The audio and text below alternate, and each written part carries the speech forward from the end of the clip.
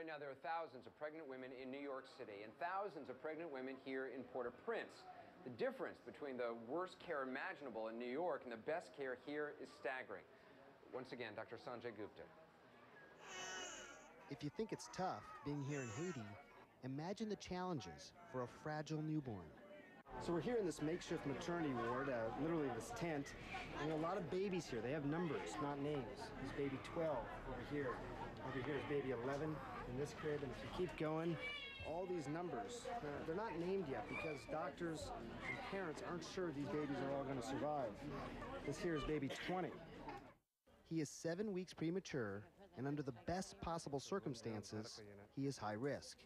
You think, you see a baby like this, you think baby being in an incubator, be getting antibiotics, maybe even in an ICU, depending how sick they were. Oh, absolutely. Instead, they're here in this tent. That's right. Literally with flies flying all around. In this post-quake period working here, it's very frustrating knowing that the ability to take care of infants like this exists in the 21st century.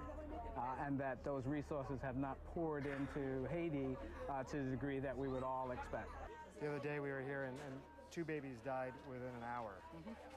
Is that common? Is that something that you're seeing a lot? Well, you know, the infant mortality here in Haiti, even before the earthquake, is still very high, but it's been increased here because of the conditions. These tents are very hot. The control of the flies and the cross-infections is not something that we can do very easily in this environment. And if all that wasn't bad enough, there is something else as well, something invisible. And it has to do simply with the way that women and their children are treated here and how it's gotten even worse after the earthquake. You see, baby 20 is at risk and is completely dependent on his mother. But his mother, Mary Claude, is also at risk. From the moment they leave this makeshift maternity ward, they are especially vulnerable. Your organization writes specifically that there is a real concern that women be exploited, they could be trafficked, and they could be abused. Yes, women are subject to that, and in Haiti, in fact, it was a pre-existing problem before the earthquake. If, for example, you know, they are weak, they're helpless at the moment, or they are confused, and they've lost their whole family, and they may be taken away and trafficked. What's going on here? And how could all of this affect baby 20? I went straight to the Minister of Health's office to discuss some of these issues.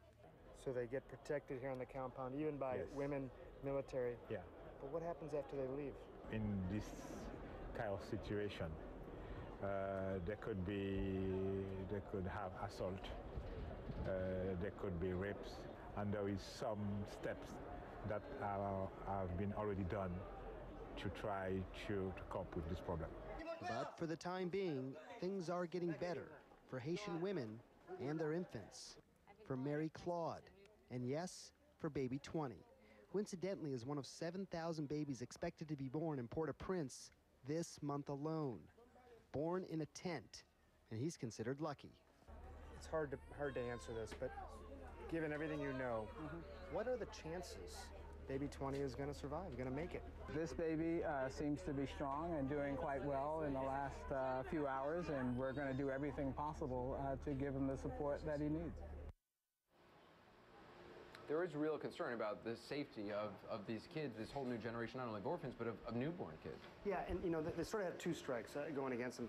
First of all, that kid that you just met, one of the lucky ones, obviously born in that sort of situation, but so many births are literally going to take place unattended on the streets because of what's happening right now. There's 63,000 pregnant women. So, you know, it's a large number. The other thing which was sort of surprising to me is that they are at such risk for exploitation, for trafficking, and just for abuse as well. And I really tried to get an answer about that from the UN folks, from the people at the health minister's office, and you know, they acknowledge it.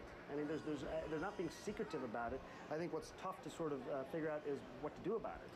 Also, just the needs of a newborn in terms of the kind of food they eat, you know, all the medical attention they need. I mean, in this circumstance where food is being handed out, is there the thought given to, like, well, we need to hand out food that's appropriate for infants? Probably not. I'm not seeing that. I mean, you know, that newborn, 7 weeks premature, would probably be in an incubator, probably be in an ICU, getting antibiotics and getting a very special diet that's specific for that baby. But you know, they don't have the luxury, I guess, at this point of thinking about that sort of thing. Sanjay, appreciate it. Coming up.